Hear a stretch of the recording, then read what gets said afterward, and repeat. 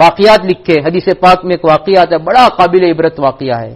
واقعہ یہ ہے، حضرت انس بن مالک رضی اللہ تعالیٰ عنہ روایت کرتے ہیں کہ ایک صحابیہ عورت تھی، وہ ایک مکان کے اوپر کے حصے میں رہتی تھی.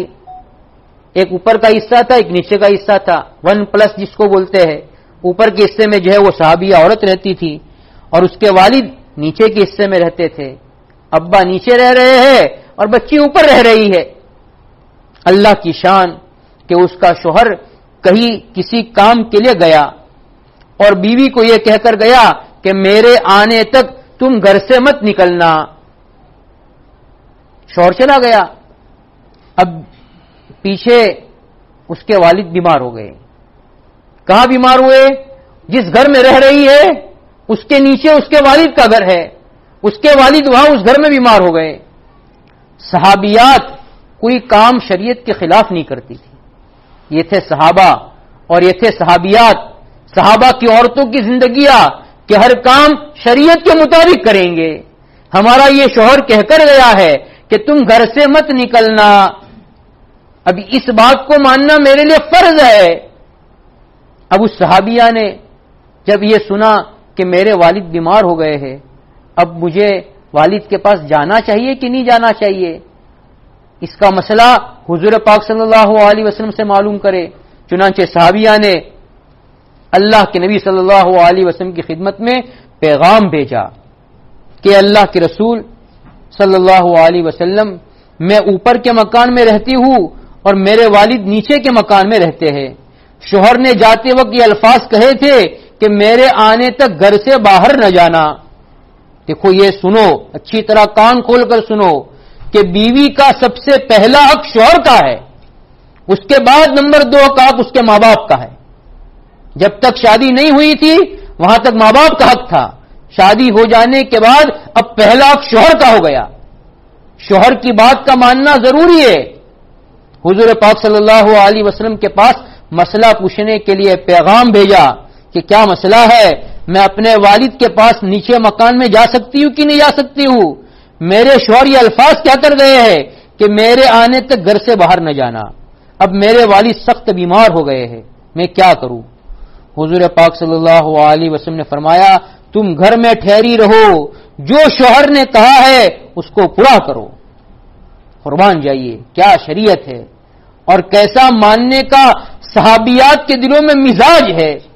جیسا وہاں سے جواب آیا، چنانچہ کچھ عرصے کے بعد نہیں گئی، کچھ عرصے کے بعد ان کے والد اور زیادہ بیمار ہو گئے.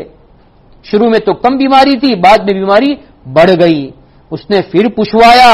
حضور پاک صلی اللہ علیہ وسلم نے ان سے فرمایا تم گھر میں ٹھہری رہو، تمہارا شوہر ابھی تک آیا نہیں ہے، شوہر نے تم کو اجازت نہیں دی ہے.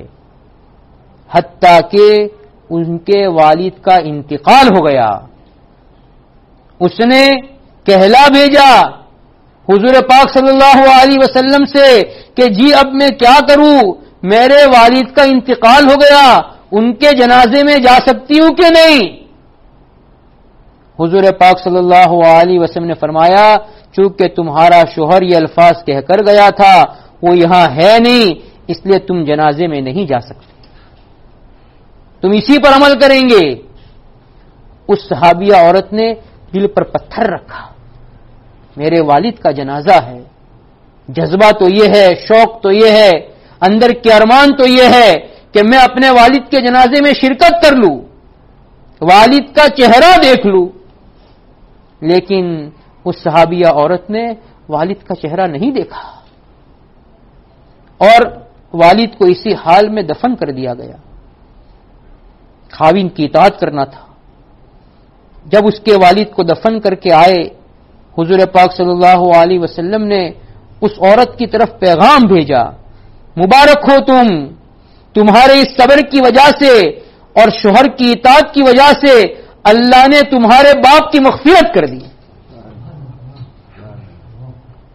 قربان جائیے، کیا صحابہ تھے، کیا صحابیات تھے. حضور پاک صلی اللہ علیہ وسلم کی بات اور شریعت کی بات کا کتنا لحاظ کرنے والے تھے. دین شوق کے پورا کرنے کا نام نہیں ہے، دین اتباع کا نام ہے. جیسا اللہ نے کہا، جیسا اللہ کے نبی نے کہا، جو شریعت ہم کو بتلاتی ہے اس کو ماننے کا نام دین ہے۔ اس لیے عورت اگر شوہر کی فرما برداری کرے، اس کی وجہ سے باپ کی مغفرت ہو سکتی ہے۔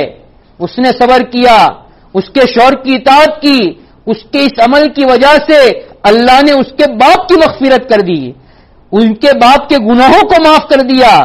تو بتاؤ، جو عورت اپنے شوہر کی اطاعت اور فرما برداری کرے گی تو اس عورت کو کتنا ثواب ملے گا؟ جب اس کے اس عمل سے کسی اور کی مغفرت ہو رہی ہے تو اس کے اس عمل سے اس کو کتنا اجر و ثواب ملے گا؟ اس لیے ضرورت ہے اس بات کی، یہ سب سے اہم حکم ہے کہ ہم اپنے شوہروں کی فرما برداری کریں۔